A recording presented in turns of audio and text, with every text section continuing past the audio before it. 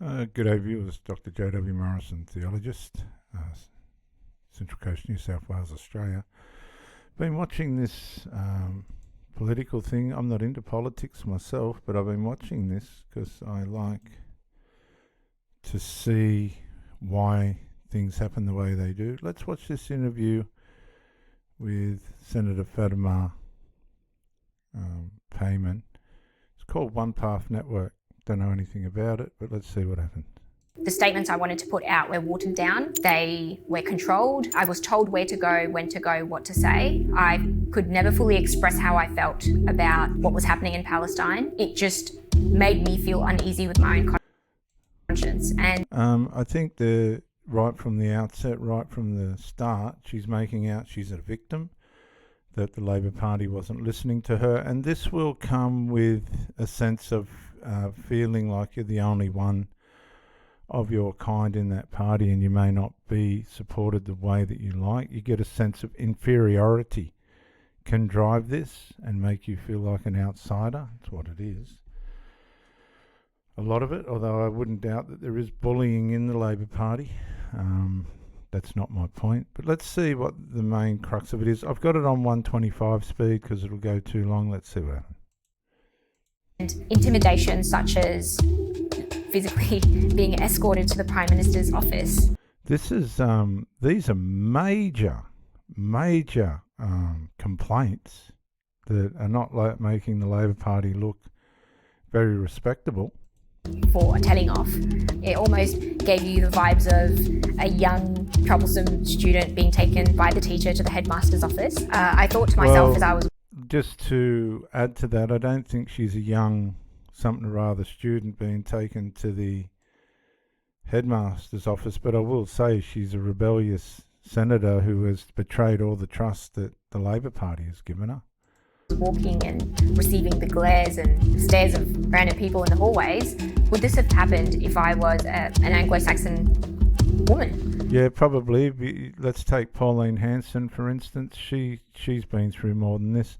They jailed Pauline Hanson, so don't be too... make yourself out to be too much of a victim, Mrs. Payman, or Miss Payman, because you haven't even started yet.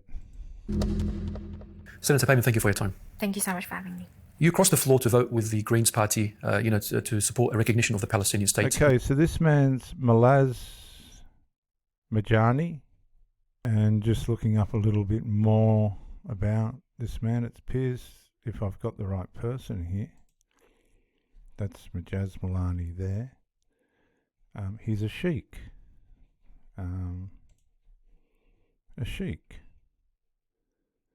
And let's just have a look at this. This story is unavailable. Okay. What else can we find on Majaz Malani? Greater Sydney area. This is his LinkedIn profile. We don't want to go into that. But he's a sheikh. Oh, you got to join his thing to view his full profile. One Path Network. Let's have a look. One Path is an Australian Islamic-themed original content video production studio and media outlet based in Sydney, Australia. It was established in 2014 as a non-for-profit organisation.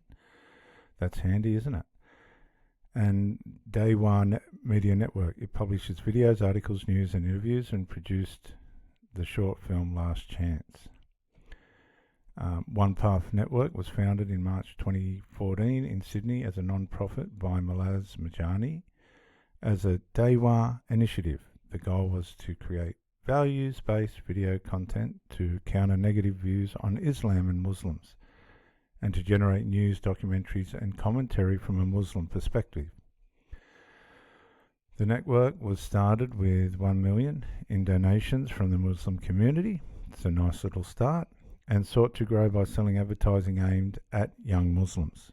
It aimed to distribute its content through its website and apps, YouTube, Facebook, and occasionally in other outlets like movie theatres. The project was endorsed by Ibrahim Abu Muhammad, the Grand Mufti of Australia, And in April 2015, Irfan Yusuf endorsed the network in an editorial published in the Sydney Morning Herald.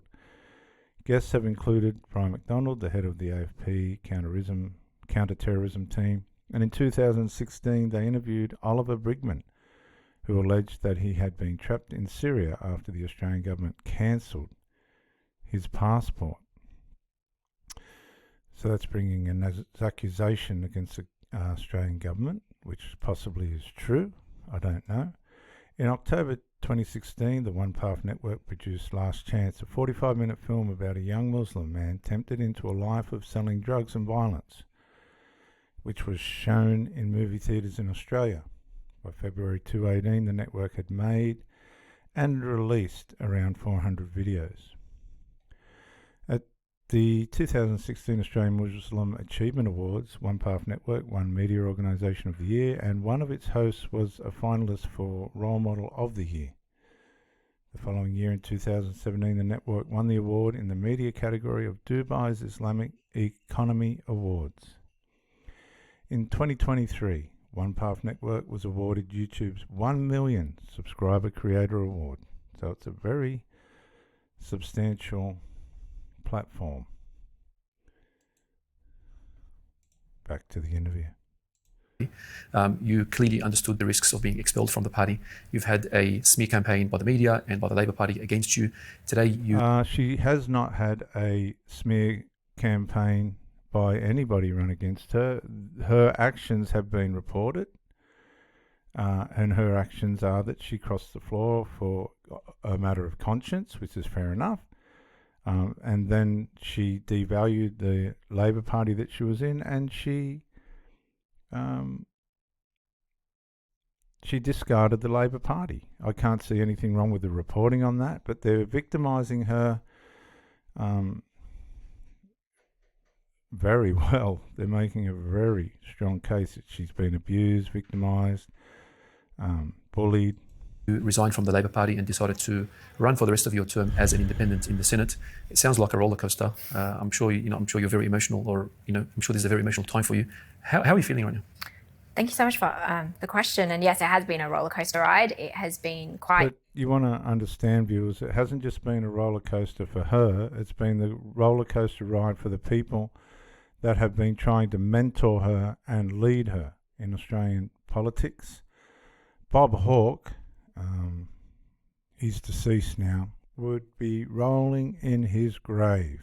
He'd be rolling in his grave. He was the 23rd Prime Minister of Australia from 1983 to 91, which is a fair run. And he was a very committed Australian Labor Party person. So is Paul Keating. I'd like to know what they've got to say on all this. But nevertheless, I'm sure they're not going to be impressed with any of this. An intense journey. It's taken both an emotional toll and I do physically feel worn out as well. But I also want to... Well, viewers, I don't think she looks physically worn out. She doesn't look too emotionally battered to me. She seems to be able to get up in front of all the cameras and parade herself and share her story. How badly the Australian Parliament has treated her. She's forgotten all the privileges that she's been given, the opportunities that she's been given, and she'll cordial her appreciation of these things in amongst all these, complaints. But if you look, you got to look at what the real agenda is here. And I think it was an agenda that was there all along, and that was to start a independent Muslim party. Acknowledge how difficult of a time this has been for my family and also my former staff members who have now moved on. I think there's 4 of them that have moved on now. But in saying that, I think, yes, there's going to be a period where there's massive adjustment that's required. Becoming an independent in, say, my almost third year in the role, it's quite a big shift. But in saying that, I look forward to the challenge. It's going to be an interesting journey. But alhamdulillah, I've got a clear conscience. I feel very blessed that through the strength of my convictions, I was able to... And blessed by Allah, don't underestimate that. That's okay, but blessed by Allah. not by the Lord Jesus Christ or any of these Australian Christian constitutional beliefs. This is a whole different planet. Uphold the principles and values that I believe in. Senator Payman, you've been through quite a difficult week. You've had a press conference with some bad-mannered sort of journalists today. How did you maintain your composure? How did you... Okay, so now the journalists are bad-mannered. We know what journalists are like. That's the name of the game. The whole thing's based on the presumed or alleged abuse and bullying of this woman from all angles of the Australian politics and obviously media. Pull through this. Can you elaborate, Senator, on what the suggestion that you're being guided by God in your decision making, and will you campaign on sort of other Islamic Muslim type of issues? I don't know how to respond to that question without feeling offended. Okay, because she's gonna... Now, let me just tell you, I know a little bit about human behaviour and psychology. She's not offended, she's confronted. She's confronted with where she's headed and what this is all about. And of course, she's going to wash it over with this kind of rhetoric answer. She has now been exposed for what she was really going to do, and that was start a Muslim-based party. Or insulted that just because I'm a visibly Muslim woman that I would only care about Muslim issues. My secret is... Now, we know your secret, and that's to start a Muslim party. But the thing here is, when my daughters are a policewoman, and sometimes when she pulls over people that are from other countries, they will say to the policeman, "You've only pulled us over because we're this nationality or that nationality," and it's not true. It's a narrative, and it's a dangerous narrative, and they'll use it. I don't have any fancy media training. It's simply the azkar that I do and the salawat that I make, but also just praying that, God Almighty uses me as a vessel in the best way that He sees fit. So, and remember, it's the God of Allah, right, and Muhammad. This is where it gets. You must not miss the religious undertones of this whole agenda. It was a big pack of journalists and cameramen, but it was, alhamdulillah, I think it went well. Now, you knew you were going to face potential expulsion from the party for going against the Labor Party position. What made you cross the floor and vote in defiance of your now former Labor Party? A genocide's taking place. A simple question. Now, what we've got to ask ourselves here and remind ourselves of is that Anthony Albanese was supporting this woman relative to her Palestinian pursuits, right? Her Palestinian Islamic Muslim pursuits. Now, what we've got to clarify and confirm here is, viewers, that nobody wants the Palestinian civilians, people, to be harmed or maimed any more than what they have been. And what people are trying to do that are not Israeli, what could you say, favourable towards Israel, which is, we know that's also a spiritual conflict and manifests physically. When Hamas, without any warning whatsoever, invaded and attacked the Israeli people on October the 7th, I think it was, that was always going to have a severe detrimental impact on the civilians of Palestine and the Gaza Strip and everyone, because the Hamas cordial themselves in through and amongst and hide in amongst their people, the Palestinian people. Now, the Palestinian people, these Palestinian people, including this woman here, who's brought it to Australia, now she's in the Senate, and she's making out like it's, we're not looking at this thing the right way, which is absolutely offensive and completely out of character with the Australian spirit, right?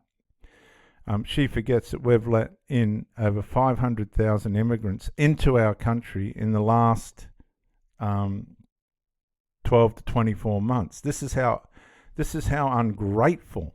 They'll say they're grateful, but how ungrateful they are, because they're actually attacking the core fibres and beliefs of the Australian Constitution and the Australian people. They're taking over, basically.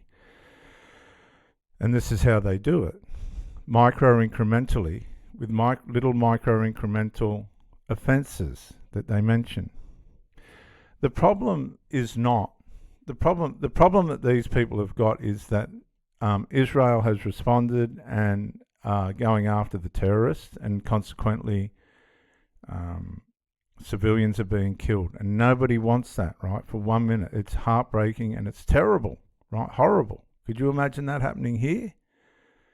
See, we're dealing with a whole different part of the world. This has been going on for millenniums, right? Our country's only 200 years old. Now they've crept in, they're in now. They've come over and they've in. We've let them in our ignorance of it all, of how dangerous this all can get. But the problem's not Israel, just like the problem wasn't Israel in the Holocaust. The Hamas is no different to the Nazis. They don't care who they kill, who they harm, whether their people are dead or fed or any of the rest of it, right? So the onus is on these people. If she wants to go and represent someone, go and represent the Muslims to Hamas and get them to stop. Can you see how upside down this all is? It's got nothing to do with Australia. It's got nothing to do with what we're doing here in our nation to, this great Southland of the Holy Spirit, not the Islamic spirit, the Holy Spirit. Our country is built on a Christian constitution. And we don't allow that kind of stuff to happen here. That's why our country is the way it is, the land of the free. But now that you've got these people coming in, right, I'm just going to say it. They are micro-incrementally undermining our beliefs and making out that we're not seeing things the way that we should and that we're not doing anything about it. And that they're here to make things better.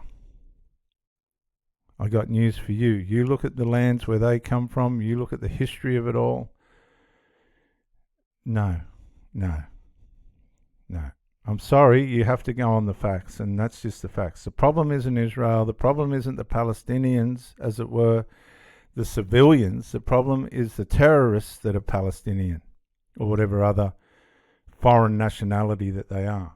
And I'll tell you one thing right now, you people. The problem isn't Australia, and it's not the Labor Party or the Australian politicians. They've got problems within themselves, but it's got nothing to do with this. A simple answer, 40,000 people have been killed, massacred brutally.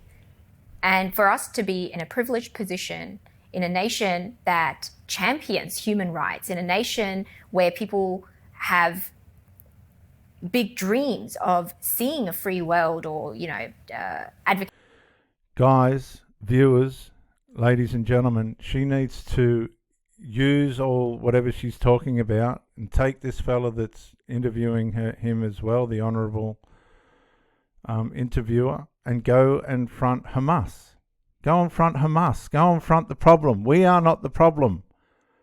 We are not stopping you from doing what you need to do to go and save Palestine. But don't try and make out that, we're getting in the way when we're not. We are not inhumane. We know what's going on over there, but it's not our war. It's not our battle. And they're trying to tie us up into their history, their mess. It's a great big mess. So her and her people need to go and front Hamas and ask them to stop. And guess what? Hamas ain't going to stop. Hamas will laugh at them. This is not an Australian problem, and she has made it one. It's very offensive when you look at the undertones of it all. It's very offensive.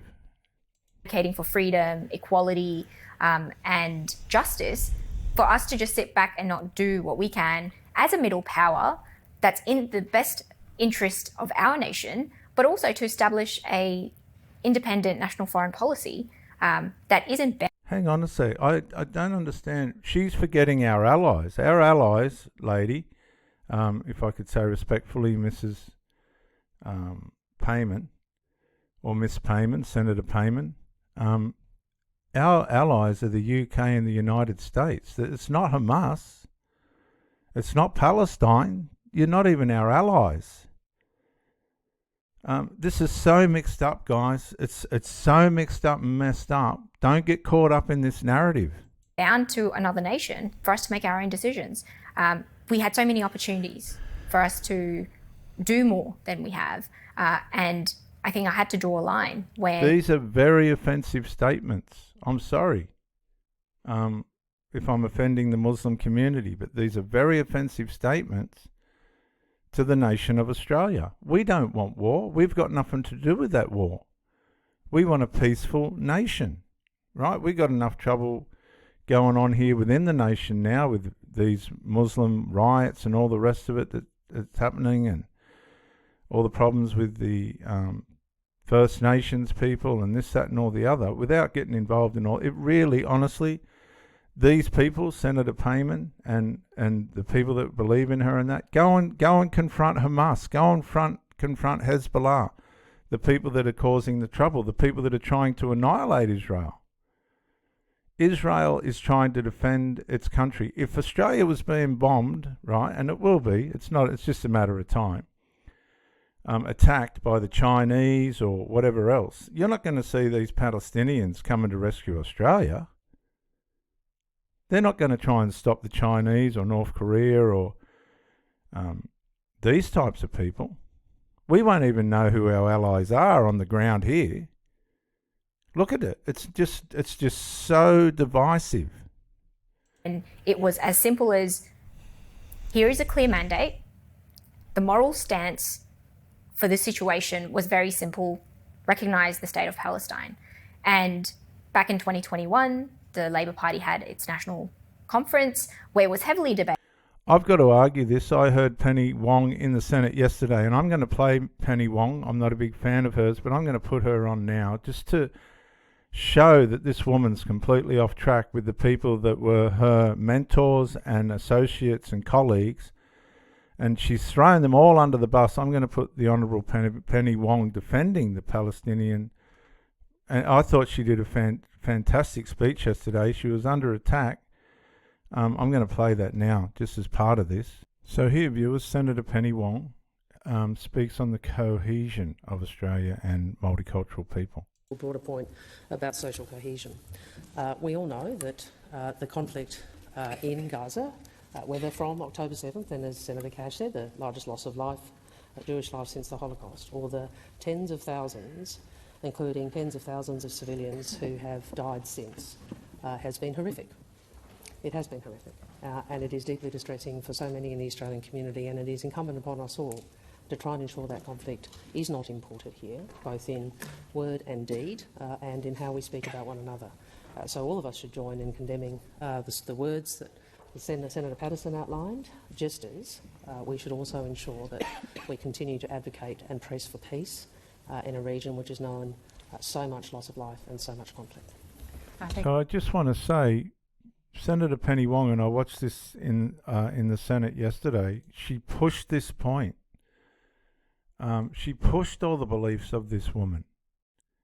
And she's making out that we're completely ignorant of what she's talking about. Her colleagues and her associates in the Labor Party were on her side. But she didn't want to work with them. That wasn't good enough. That wasn't good enough for this lady. I'm not a big fan of Senator Penny Wong. I don't know what my problem is with that lady, but yesterday she got me on side because I listened to her stand up for peace, interracial peace and all the rest of it, not only for our nation, but for this subject that Senator Payman's talking about. Senator Payman has thrown her colleagues and mentors and our Prime Minister under the bus.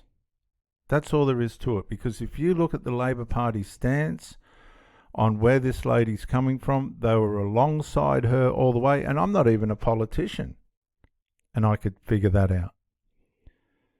So I'm not sure where this lady really is at. She seems to me to be in some kind of limbo that she's put herself in. The Muslims would be grooming her and praising her as a hero, but she's just walked out of a whole situation where she was being supported. She may have had her differences, and people may have had her differences with her. Pauline Hanson and others are no different. But this has really worked in a way in which I don't think is going to be favourable for this lady in the long run. And within the party platform, it stipulated that the next Labor government should consider recognising the state of Palestine. But ladies and gentlemen, they have over and over again, even to the detriment of our relationship with Israel. There's nothing more that the Australian Labor Party could do to be on the side of the beliefs of this woman. They've asked Israel and told Israel, we will not be your allies if you strike back against Hezbollah. For all the relationship, ally cohesion that we have with the nation of Israel, and believe me, Israel's conflicts haven't even started yet, there was nothing more that the Labor Party could do to support this woman. And I'm not a politician, I'm not into all that, but this has got me intrigued because it's just not sitting right with the support, the verbal and obvious demonstrated support from the colleagues of her party. Just go in line with what she's saying. It didn't, but it did. When you've got a nation that's willing to turn against its allies, right, and I condemn it, threatening Israel, they dragged the ambassador of Israel into a meeting. Penny Wong was behind this, and she got her offsider to strip down the Israeli ambassador and say, if you strike back, if Hezbollah attacks you and you strike back, we will not help you. We don't realise how weak and feeble our nation is. We've got no right to be pushing our weight around, let alone threatening our allies, very strong allies, that we're not going to support them. That's suicide. She could not have got any more support than what she was given from the Labor Party, in defiance of what's best for our country. Can't now keep talking about a two-state solution, of which one of those states are not recognised, and then expect that that is going to give people hope and solace that we are progressing towards a peace process. Okay, and what's been the feedback like since, from the wider community and your constituents since resigning from the Labor Party?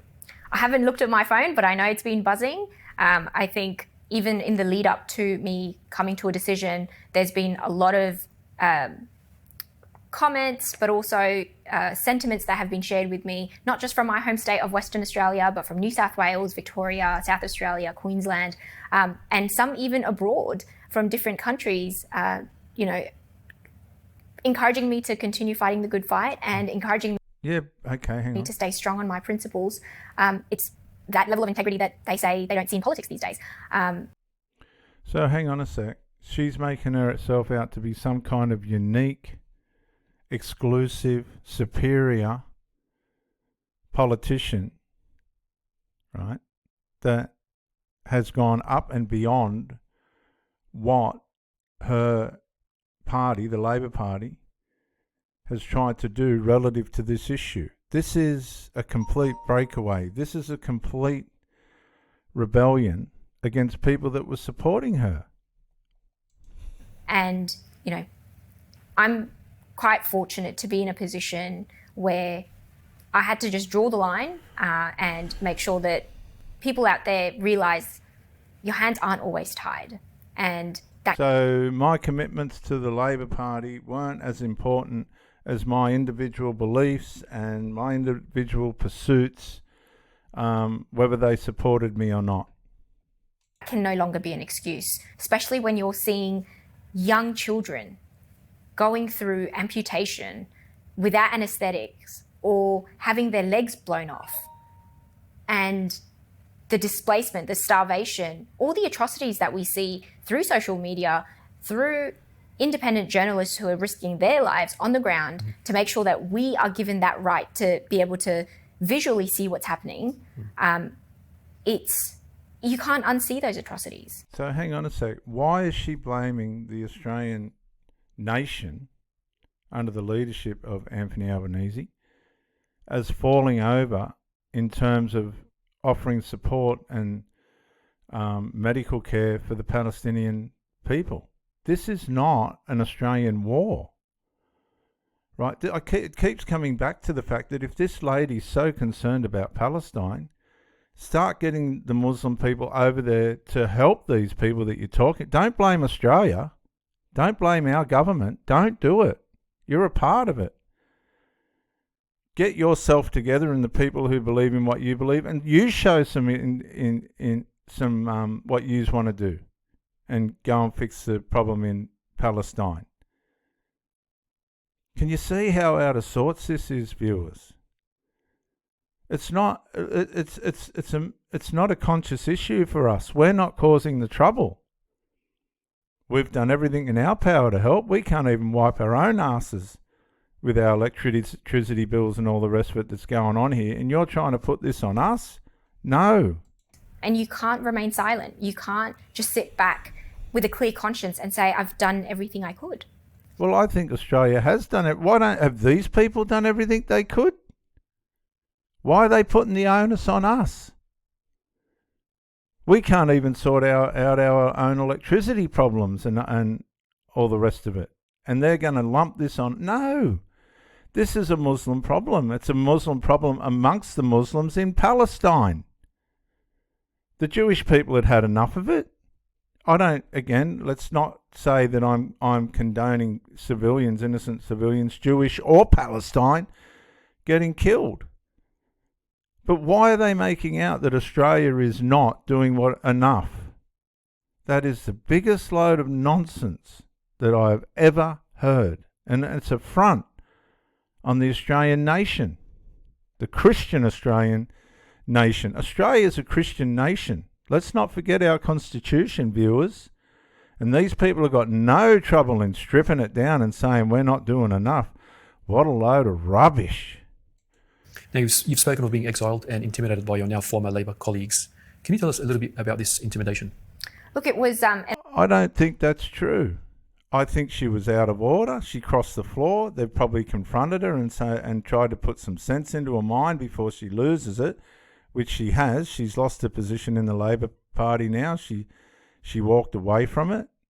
She shunned it. Right? That's a religious word, shunned. She shunned it. She turned her back on it.